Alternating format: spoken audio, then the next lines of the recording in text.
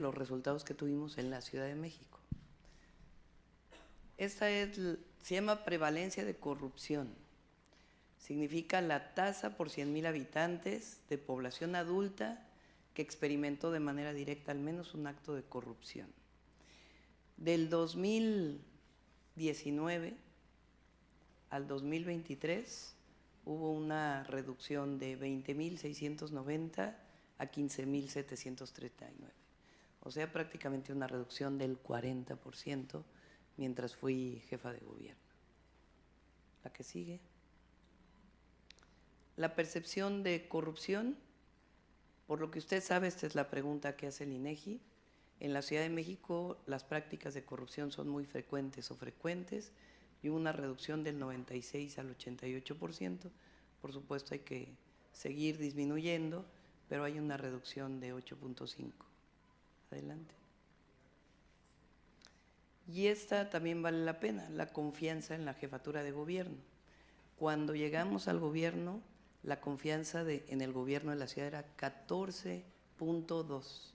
Cuando salimos del gobierno fue de 45.5%. Y esto es lo que tiene que ver en la satisfacción de servicios, principalmente, bueno, de varios temas. Fíjense. Transporte público, cablebús, el teleférico, pues obviamente no existía antes. Hay una satisfacción del 95% en el usuario. Casetas de cuota, esa le corresponde al gobierno de México, pero hay una satisfacción del 95%. Metro o tren ligero. Lo digo porque tanto que han dicho del metro. Bueno, la satisfacción del usuario. Cuando llegamos era del 43%, cuando salimos era del 87%. Transporte público tipo autobús urbano, van, combi, microbús, que hicimos todo el programa de sustitución de microbuses. Cuando llegamos era del 24%, bueno, 2015 24%, 2017 20%, cuando salimos del 85%. Recolección de basura, cuando llegamos 65%, cuando salimos 76%. Agua potable, cuando llegamos 30% de satisfacción, cuando salimos 51%, y saben que hemos vivido en el centro del país, como en su momento en Nuevo León, pues un problema de sequía, de disminución del agua del Cutzamala, y aún así es mejor la satisfacción del ciudadano que cuando llegamos a la ciudad. Alumbrado público, cuando llegamos 30%, cuando salimos 51%. Por supuesto hay que seguir avanzando, le tocará a Clara Brugada todavía llevarlo a un nivel superior, pero drenaje y alcantarillado, cuando llegamos 36%, cuando salimos del gobierno 47%. Parques y jardines, que saben que invertimos muchísimo en espacios públicos. Cuando llegamos estaba sobre el 27% en 2017, un año antes de que llegáramos, lo dejamos en 46%. En el caso de carreteras y caminos sin cuota, pasó del 22 al 36%. Policía, en el 2015 era de 28%, bajó al 2017 al 16% y lo dejamos casi en 30%. Calles y avenidas, del 17% al 27%. Son algunos indicadores de nuestro gobierno. Evidentemente tomamos la ciudad en condiciones muy difíciles, pero la percepción de la ciudadanía es que dejamos una ciudad mucho mejor de cuando la recibí, y es pues justamente a lo que me comprometí cuando llegué al gobierno de la ciudad. Esto es lo que queríamos presentarles hoy. Vamos a estar el día de hoy en Pesquería, Juárez y Guadalupe. Tenemos 3 asambleas. y vamos a seguir haciendo propuestas para Nuevo León que tienen que ver con agua, calidad del aire, principalmente, y movilidad, que son 3 temas importantes. Y por lo que ocurrió ayer en Pesquería, pues vale la pena también hablar de seguridad. Correcto. Iniciamos el norte, Perla Martínez. Adelante, Perla. Gracias. Bienvenida. Gracias. Buenos días, doctora. Pues preguntarle precisamente sobre estos hechos que ocurrieron ayer en el municipio de Pesquería, si usted lo ve como una coincidencia o algún mensaje, y también se ha insistido hacia pues, su campaña y en general lo que representa usted, y se ha insistido mucho, por otra parte, en la estrategia de seguridad del actual gobierno que no está funcionando, y si habría algunos cambios o ajustes que de ganar usted el 2 de junio se realizarían. Sí, bueno, pues obviamente es lamentable este hallazgo y no creemos que tenga absolutamente nada que ver con la campaña. Cuando hablo de seguridad hablamos de 3 temas, vamos a ponerlo así. El primero es que se ha simplificado o dolosamente se utiliza el abrazos no balazos para decir abrazos a los delincuentes. El presidente nunca dijo eso. Es abrazos a los jóvenes, a la sociedad, que tanto tiempo estuvo abandonada. A los delincuentes pues es 0 impunidad. De hecho es la primera sección de la mañanera de seguridad que se presenta cada 15 días, 0 impunidad. ¿Y nosotros qué vamos a hacer? Lo planteé en la primera semana de la campaña. Tenemos una estrategia que tiene que ver con la consolidación de la Guardia Nacional. La Guardia Nacional, además de la vigilancia, tiene que avanzar a mayor proximidad con la ciudadanía y a ser primeros respondientes, es decir, que cuando hay un delito en flagrancia puedan detener y llevarlos al Ministerio Público. Lo segundo, y también pues la vigilancia en carreteras, que es un tema que también hay que seguir atendiendo. Lo segundo tiene que ver con la coordinación. No puede haber seguridad si no hay coordinación, principalmente entre el Ejecutivo, la Fiscalía y el Poder Judicial. Y un Poder Judicial pues que opere adecuadamente, que funcione adecuadamente. ¿Por qué lo digo? Porque la detención de un delincuente, cuando no es en flagrancia, depende de una carpeta de investigación que haga el Ministerio Público con pruebas suficientes para llevárselo a un juez, para que un juez otorgue una orden de aprehensión. Entonces, no es solo el Ejecutivo, tiene que ver con la Fiscalía y con el Poder Judicial. Lo que logramos en la Ciudad de México fue una coordinación muy estrecha entre la policía y la Fiscalía, y el Poder Judicial respondía, el Poder Judicial de la Ciudad de México, el Tribunal Superior de Justicia de la ciudad. Entonces hablamos de consolidación de la Guardia, de coordinación en los gabinetes de seguridad. Lo dije desde el primer día, vamos a invitar al Fiscal General de la República a los gabinetes de seguridad. Se tienen que seguir desarrollando muy temprano en la mañana, como hasta ahora. Y por otro lado, pues todo lo que tiene que ver con el Poder Judicial. Entonces son 2 brazos: atención a las causas, a los jóvenes, escuelas, cultura, deporte. Nosotros logramos sacar en la ciudad a 11,000 jóvenes de la delincuencia, con un programa que llamamos Jóvenes Unen al Barrio, que le voy a llamar Jóvenes Unen a México. No lo vamos a llevar a nivel federal. Y al mismo tiempo, escuelas, universidades. Los jóvenes tienen que estar en la escuela. Y por otro lado, la 0 impunidad, avanzar en la disminución de la impunidad. Continuamos con Orlando Maldonado, Multimedios Milenio Monterrey. Candidata, buenos días. 2 temas. Primero preguntarle en el tema del agua. Si mal no recuerdo, usted comentó en Tamaulipas la intención que tiene de salir ganadora el próximo 2 de junio, reformar la Ley Nacional de Aguas para que haya un nuevo reparto del vital líquido en la zona noreste del país. Preguntarle si ya tiene algún borrador, un esquema trazado de cómo sería este nuevo reparto para estas entidades federativas de la zona noreste, y también quiénes participarían en este trazado que usted contempla para este nuevo reparto. Y en un segundo tema, si me permite preguntarle, en el tema de medio ambiente, de la contaminación en Nuevo León, también en su última visita usted comentó, como precandidata, comentó que más allá de la polémica de cerrar o reubicar la refinería, la intención principal de usted era actualizar el inventario de emisiones contaminantes. Incluso hicimos un trabajo periodístico en el que dimos a conocer que el inventario más actualizado que tiene Nuevo León data del 2018.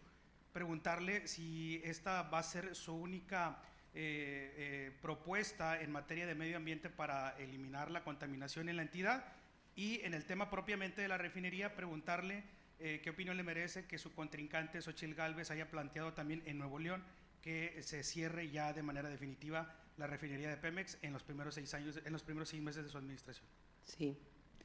Sobre la primera, más que una distribución distinta en el noreste del país, lo que estoy planteando, y tiene que ser un acuerdo de consenso, nos tenemos que poner de acuerdo. La Ley Nacional de Agua se modificó con Salinas de Gortari. Parte del problema es que se pueden transmitir los derechos y las concesiones. Y si ustedes leen la ley, parece un asunto administrativo exclusivamente. Es decir, qué permisos le tienes que dar a quién le tienes que informar. El agua hoy es un recurso escaso en el centro y en el norte del país.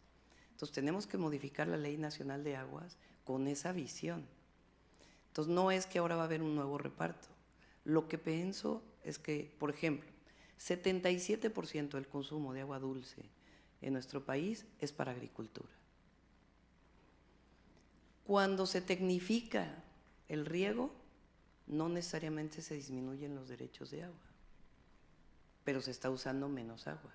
Entonces le permites a quien es propietario de esa concesión o derechos que la pueda comercializar.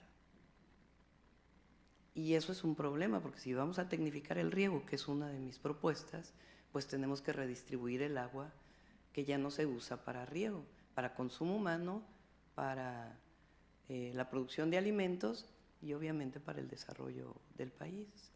Entonces, la idea es sentarnos en una mesa con los grandes consumidores de agua y definir una nueva ruta para la Ley Nacional de Agua, que es indispensable. Lo segundo es, entonces, lo primero tiene que ver con uso eficiente del agua, y para que garanticemos el uso eficiente, además de apoyar con financiamiento, tenemos que reordenar los permisos y las concesiones en un esquema de consensos. Lo segundo tiene que ver con nuevos proyectos de dónde podemos traer más agua. Y ahí evidentemente pues tenemos que poner de acuerdo a todas las entidades federativas. Tamaulipas siempre dice que ellos, como vienen en la última parte del río, es a los que menos agua les toca.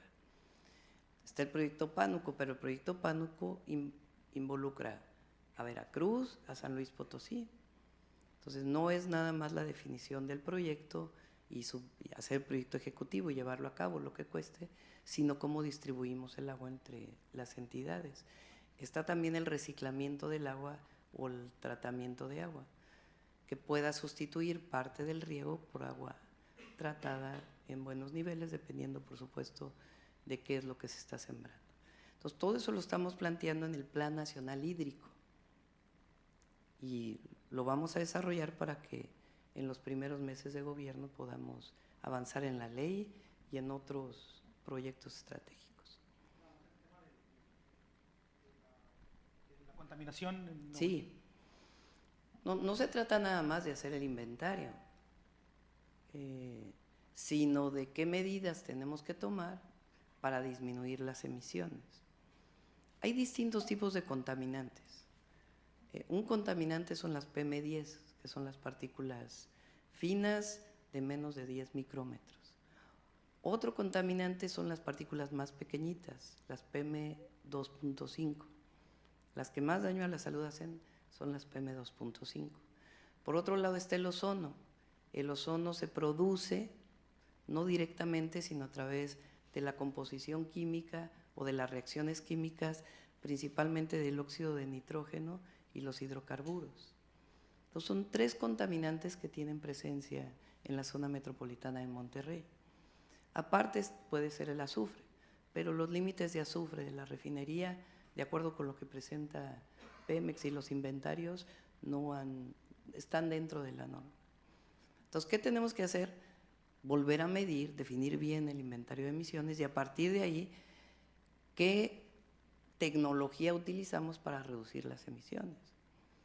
Porque esta idea de que contamina, ciérrenlo, pues vamos a cerrar todas las industrias. Entonces, no, hay mecanismos que permiten que se siga produciendo gasolina y se reduzca la contaminación, que ha hecho una inversión muy importante Pemex. Hay que medir, ver y a partir del inventario definir fuentes de contaminación y disminución. Aquí están las pedreras, por ejemplo, que es otra problemática distinta a la de las fábricas o la refinería. Esas pedreras tienen una contaminación muy alta de PM10. El polvo, PM10 es polvo. Entonces, por eso hay que hacer el inventario, definir normas y a partir de ahí una reducción de emisiones. Así lo han hecho en todas las ciudades del mundo. Gracias. Continuamos con Rosy Sandoval, Posta. Adelante, Rosy. Sí, buenos días. Mi pregunta va en relación a por qué se tiene que votar por usted, qué es lo que ofrece, cuál va a ser la diferencia en caso de llegar usted a la presidencia. ¿Diferencia con qué? En cuanto al gobierno actual. Primero, porque la transformación ha demostrado que a la economía mexicana le va mejor, que el modelo previo mostró sus limitaciones y ya se agotó. Entonces, la decisión del 2 de junio es regresar al pasado o caminar con la transformación. Esa es la decisión. Regresar al pasado, pues es regresar al pasado de corrupción, de privilegios, y caminar con la transformación significa consolidar lo que ya existe y avanzar.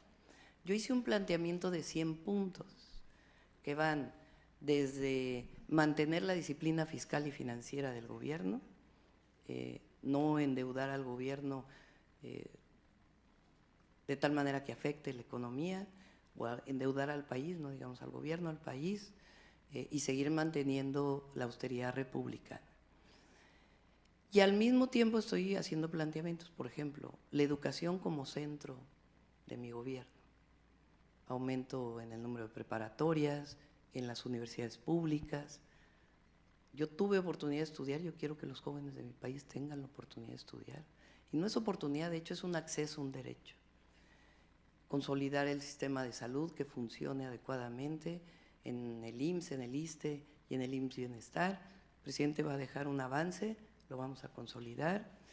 Y hay propuestas, por ejemplo, que tienen que ver con una transición más rápida a las fuentes renovables de energía, manteniendo el porcentaje de producción de CFE y el porcentaje de producción de los privados. Y la otra muy interesante que vamos a presentar mañana en una reunión que tenemos con empresarios de Nuevo León, es un ejercicio que estamos haciendo de polos de desarrollo para el bienestar. ¿A qué nos referimos con esto? Cada zona tiene una vocación distinta en el país, por su clima, por las particularidades de la zona, por si tienen agua o no tienen agua. Entonces, así como el presidente definió 12 polos de desarrollo en el sureste, nosotros queremos aprovechar la inversión extranjera directa que está llegando por la relocalización, pero definida a través de corredores estratégicos para la industria automotriz, para la industria o para la agroindustria, para medicamentos y equipamiento médico. Entonces, estamos definiendo a partir de las vocaciones estos polos de desarrollo que con incentivos aprovechen el momento que está viviendo México y su relación con Estados Unidos para potenciar el desarrollo, pero al mismo tiempo el bienestar. La idea es que lleguen las empresas, pero que también haya escuelas, que también haya hospitales, que también haya vivienda. Entonces, es un proyecto muy completo de distintos temas y de futuro del país. Gracias. Continuamos con Alejandro Ramírez, ABC. ¿Qué tal, doctora? Muy buenos días. Por acá Alejandro Ramírez de ABC Noticias. Precisamente en esa materia de de apoyar a los empresarios aquí en el estado de Nuevo León. Hace unos días el dirigente morenista Mario Delgado dijo que había muy buenos números en base a su campaña y que no se debería de confiar. Pero ¿qué decirle a la gente en materia económica para que estén satisfechos y que vaya, como usted dice, al rumbo de la cuarta transformación? Gracias. Nuestro objetivo es bienestar, democracia, libertades. Pero el bienestar de la población no solo depende del empleo, depende de un buen salario y de lo que yo llamo los derechos, porque son derechos que debe de proveerlos el Estado. La educación pública, está muy bien que haya educación particular, pero nosotros tenemos que garantizar la educación pública de calidad, humanista, científica, desde el preescolar, es más, desde la educación inicial hasta el posgrado. Entonces, que llegue más inversiones, que haya un vínculo mucho mayor con la industria nacional, que lo hemos platicado mucho con empresarios de Nuevo León, desde los grandes hasta los medianos empresarios, cómo generamos estas cadenas productivas aprovechando el llamado nearshoring. Pero al mismo tiempo que no solo sea el empleo, es buenos salarios, escuela, salud e infraestructura. Entonces México requiere todavía infraestructura importante. Tenemos un proyecto que se llama, dentro de estos 100 puntos, República Conectada, porque vamos a hacer más carreteras, vamos a invertir en los puertos, vamos a invertir en el ferrocarril de pasajeros, queremos que haya más mercancía a través del ferrocarril de carga, que se vinculen los puertos con el paso a Estados Unidos. Entonces es un proyecto, digamos que le va bien a todos y a todas. No es pensado exclusivamente para reducir la pobreza y las desigualdades, sino como ahora. Hay reducción de pobreza, reducción de desigualdades, hay inversión y hay más bienestar. Continuamos con Alma Muñoz, La Jornada. Hola doctora, buenos días. A propósito de lo ocurrido en Pesquerías, le quisiera preguntar qué le respondería a Xochitl Gálvez, que hoy le envía un tuit, me parece que agresivo. Ah, no lo vi. ¿La puedo leer? ¿Sí? En un par de horas, cuando llegues a Pesquería Nuevo León, te encontrarás con la realidad del segundo piso que ofreces, al menos 10 cuerpos calcinados. Deja de mentir con eso de que México está mejor que nunca y enfrenta las consecuencias de abrazar a los criminales. Espero al menos ofrezcas condolencias a las familias. Sí. No voy a entrar en discusión con ella. Pero es doloso decir que el presidente dice abrazos a los criminales. ¿Cuándo ha dicho eso?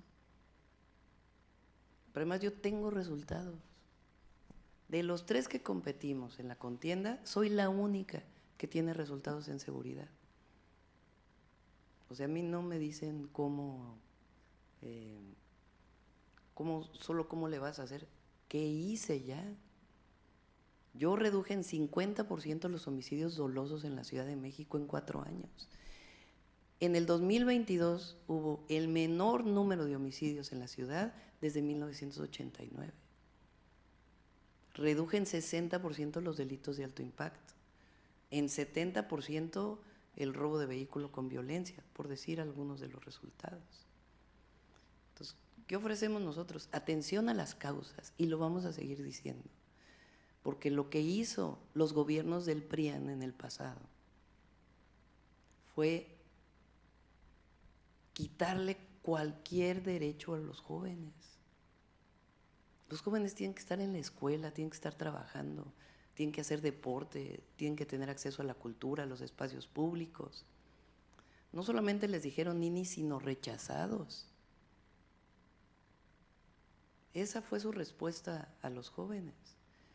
Nosotros no, nosotros vamos por justicia en todos los niveles, porque no es mano dura, no es esta cosa de que yo soy valiente, no, es justicia, justicia social y un sistema de justicia que reduzca la impunidad en el país. El presidente presentó recientemente, disminuyeron en 22% los homicidios en México. Que hay que avanzar más rápido, hay que avanzar más rápido y eso nos va a tocar a nosotros. Gracias. Y por el otro lado, quisiera su opinión a propósito de esto de los adeudos que tiene Salinas Pliego para el fisco, que han generado ahora una confrontación. Entonces, mañana se reúne con empresarios. ¿Cuál es el mensaje? Hay que pagar impuestos. Los ciudadanos pagamos impuestos, los empresarios ahora pagan más impuestos. Nos corresponde a todos pagar impuestos y tener la certeza de que el recurso de los impuestos se está utilizando adecuadamente, con transparencia y sin corrupción, pero hay que pagar impuestos. Continuamos con Carlos Domínguez, Nación 14. Buenos días, doctora. Aquí en Nuevo León han ocurrido casos muy graves y mediáticos de desapariciones de mujeres jóvenes, violaciones a sus derechos humanos e incluso feminicidios, muchos de los cuales aún siguen en la impunidad. Un mensaje a las mujeres de esta entidad, a las familias de las víctimas de estos delitos que aún esperan justicia, y qué propondría para que esto se termine tanto en Nuevo León como en todo México. Gracias. Sí, primero siempre a las víctimas, a los familiares de las víctimas, nuestra solidaridad, nuestro apoyo y todo lo que podamos estar cerca y apoyar. ¿Qué hicimos en la ciudad y qué estoy proponiendo para el país? Primero, voy a hacer una propuesta al Congreso para elevar a rango constitucional la igualdad sustantiva de las mujeres, porque hoy está igualdad entre hombres y mujeres, no es lo mismo. Y al mismo tiempo, el derecho a las mujeres a vivir sin violencia, eso tiene que quedar establecido.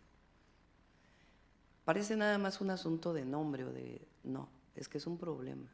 Y de ahí se derivan una serie de leyes. ¿Qué hicimos en la ciudad?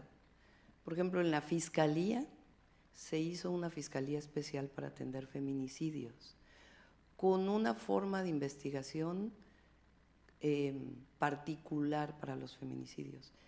En México, lamentablemente, además de que existen feminicidios, el 90% de los feminicidios está asociado a una persona que conoce a la mujer, pareja, expareja. Entonces nosotros tenemos que prevenir desde el momento, porque el feminicidio es la última etapa de una cadena de violencias. Entonces tenemos que prevenir desde el primer momento y que las mujeres sepan que si están siendo violentadas, tengan un lugar en donde se les atienda. Entonces, por eso estamos planteando este número que yo hice en la ciudad vinculado al 911 para atención exclusiva de las mujeres, desde el primer momento hasta las emergencias. Segundo, una serie de leyes. Por ejemplo, el agresor sale de casa. Normalmente se dice, la mujer es violentada en el hogar, hay que sacar a la mujer con los hijos y llevarla a un refugio, a esconderla. Pero ¿por qué se tiene que esconder la mujer si el agresor es la pareja? No, la mujer se tiene que quedar en su casa. En la ciudad hicimos una ley que está incluso encima de la propiedad, si la propiedad de la casa es de el delincuente, porque si agrede a una mujer es un delincuente. Entonces vamos a llevar a nivel nacional esa ley. Y la otra, queremos que todas las fiscalías tengan la Fiscalía de Feminicidios que tiene la ciudad. ¿Qué se logró con ello? No solamente reducir en 30% los feminicidios, sino un modelo de investigación que llevó prácticamente a la cero impunidad.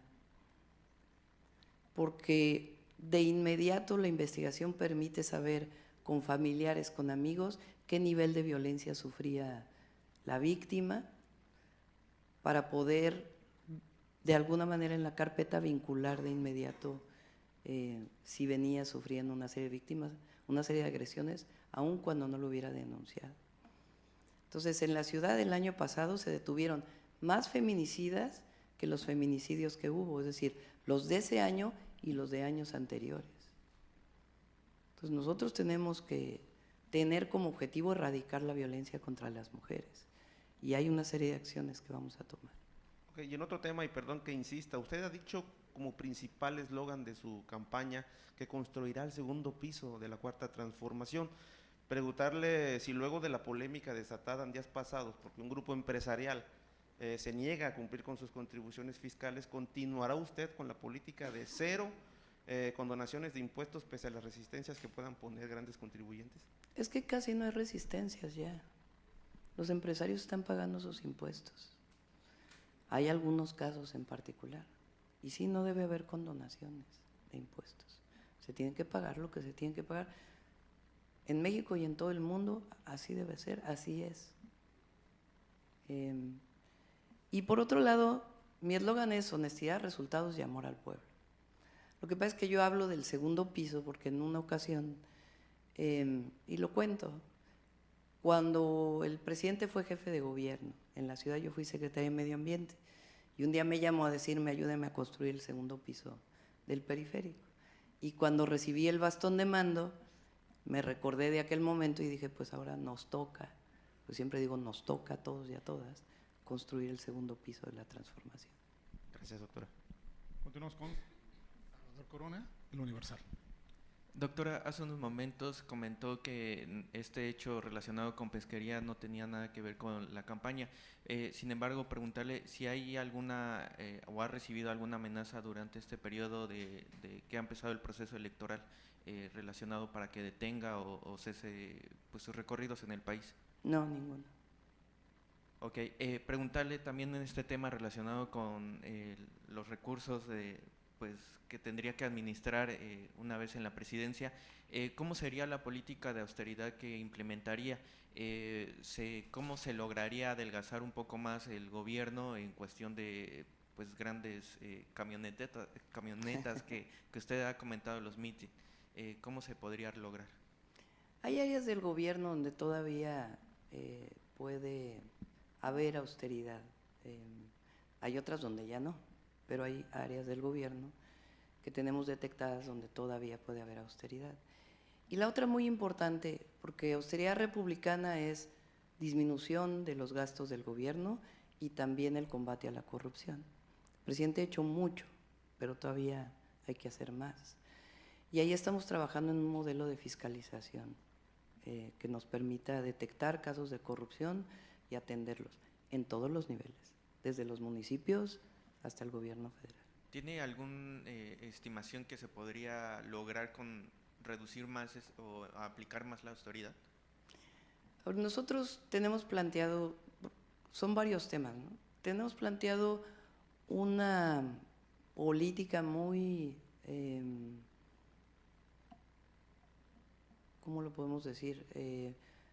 De mucho avance en la digitalización de trámites. Se va a hacer una política fuerte para entrar al proceso de digitalización.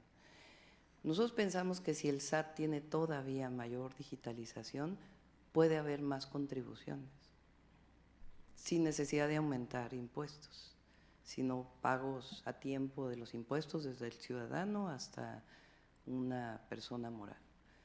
Y así en otras áreas. Entonces, un proceso de digitalización muy importante. Segundo, pues todavía algunos temas de corrupción que quedan en algunos lugares. Y tercero, políticas de austeridad en ciertas áreas del gobierno. Okay, gracias. Continuamos con Denny Leiva, MBS Monterrey. Doctora, buenos días. Preguntarle primero en un tema, ayer el TRIFE pues salvó al PAN aquí en Nuevo León con respecto a la alianza, preguntarle su opinión con respecto, pues dado que han sido muy vocales en contra de las decisiones de este tribunal. Y segunda pregunta, ¿qué les puede decir, doctora, a la gente de pesquería, más a la gente que va a ir a su meeting? ¿Cómo convencerlos de continuar con esta estrategia de seguridad cuando a metros de ellos pues aventaron estos 10 cuerpos? ¿Qué les puede decir a estas personas, doctora? A ver, le voy a pedir aquí a Waldo o a Judith que hablen sobre la coalición. Gracias. Respecto al tema de la coalición, pues de nueva cuenta, me quedó un poquito grande aquí, donde quiera me paro estorbo, pero bueno, respecto al tema de la coalición, pues de nueva cuenta el Poder Judicial, en este caso que tiene que ver con los temas electorales, pues saca una resolución de la manga. Los términos legales en este país son fatales, los términos legales en este país se tienen que cumplir, y cuando un tribunal valida un documento apócrifo que fue presentado y da un tiempo adicional, simple y sencillamente lo que hace es generar inequidad en una contienda. Y seguimos con esta discusión profunda en la cual los ciudadanos de a pie no tienen acceso a la justicia y sí algunos intereses populares, en el caso de la materia electoral, simple y sencillamente validan un acto que era totalmente ilegal.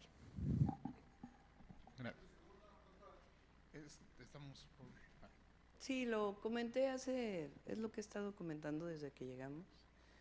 Nosotros vamos a profundizar,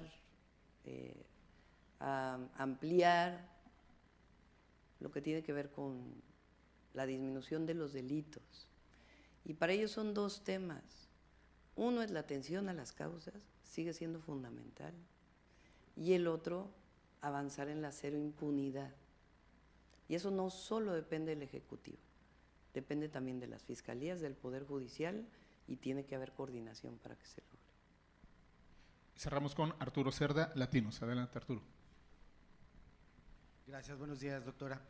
Varias cosas. Primero, ¿qué le puede responder a Ceci Flores, que ayer le invita a que la acompañe en alguna de estas búsquedas de cadáveres, después de que pues, se inconformó con el comentario que usted hizo el martes respecto de su intención de hablar con el presidente, que la recibiera para recibir lo que ella llama la pala de mando? Segundo, ¿cómo nos puede explicar este crecimiento en la adjudicación de contratos a la empresa de los cartonistas en su administración y que pues pareciera haberse derivado en un mecanismo de propaganda a su favor, y que ayer Xochitl Gálvez lo calificó que además esto ha servido para que se vayan en contra de ella y se replique ese trabajo en otros medios que asegura son financiados por el gobierno federal? ¿Qué comentario tiene sobre la defensa, el respaldarazo que le dio Ken Salazar a la Suprema Corte de Justicia de la Nación, que lo calificó como uno de los bastiones de la democracia en el país, contrario a lo que sostiene el presidente de la República y también usted? Y por último, si bien ya habló de este asunto de pesquería y defiende los avances en su administración respecto a bajar los delitos de alto impacto, creo que no se compara lo que pasa en la Ciudad de México con este tipo de acciones tan violentas. Incluso también en esta semana lo vimos en Michoacán, el ataque contra una comisaria que fue decapitada junto con sus escoltas y también sus cuerpos calcinados. ¿Cómo entonces se puede trasladar esta experiencia de la capital al resto del país con estos niveles de violencia? Gracias. Sí, sobre el tema de los familiares de los desaparecidos, y ahí yo desde que lo comenté dije, hay que recibirlos, hay que atenderlos y hay que platicar con ellos. Y al mismo tiempo también dije en su momento que hay una parte que es política y otra parte de atención a las víctimas.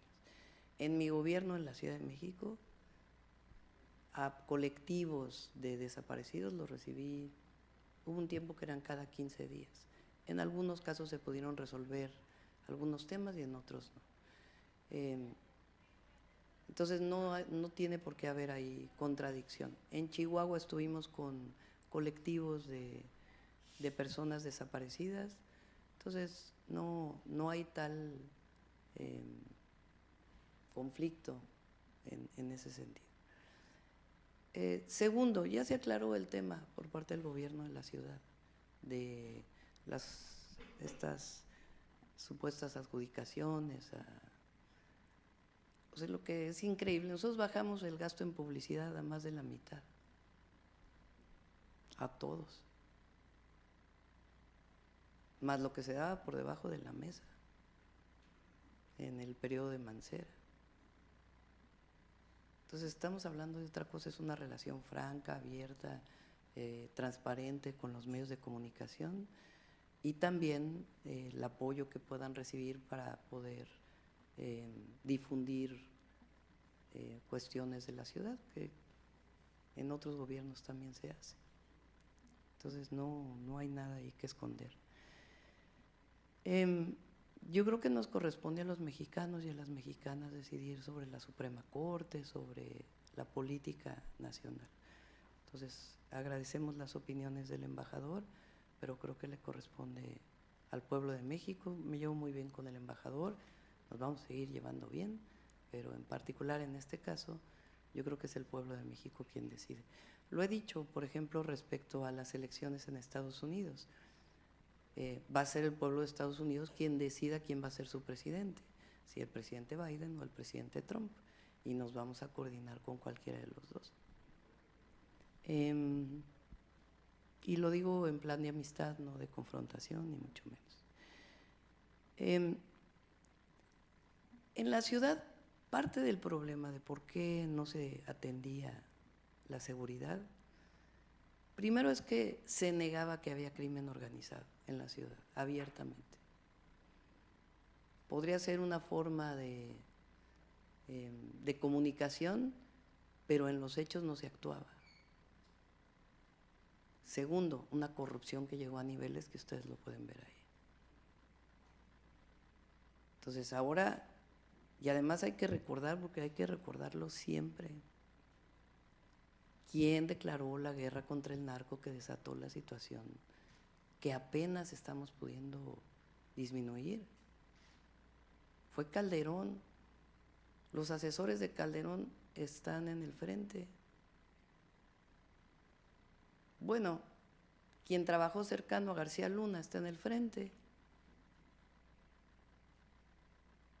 Entonces, ¿con qué autoridad se puede hablar cuando finalmente ellos a lo que están defendiendo, pues es la declaración de guerra? La política es distinta. Nosotros no declaramos guerras, nosotros construimos paz. Y para construir la paz son las dos áreas: la atención a la población, particularmente a las y los jóvenes, y en segundo lugar, disminuir la impunidad. Así lo hicimos en la ciudad y funcionó. Y no hay que olvidar también que recientemente, vean los resultados, 80% menos de secuestros en el país. Entonces, que hay que seguir avanzando, hay que seguir avanzando. Nadie dice que ya estamos en el mejor momento, no. Pero hay avances muy importantes en seguridad, nacionales y los que tuve en la ciudad. El problema es cuando no se reconoce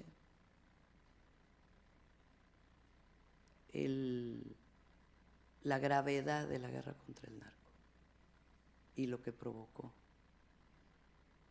Y no se reconoce que se puso al frente de esa guerra a un narcotraficante, vamos a decirlo así. Es que eso sí es una tragedia que vivió México, con un presidente que ni siquiera ganó la elección. Entonces, ¿qué estamos planteando ahora? Hay avances, tenemos que avanzar y disminuir, yo lo que me estoy comprometiendo a disminuir con mayor velocidad los índices delictivos en México. Muchas gracias, damos por realizada este encuentro con medios. Muchas gracias, nos vemos ahorita en los mítines. Gracias, muy buenos días. Buen día.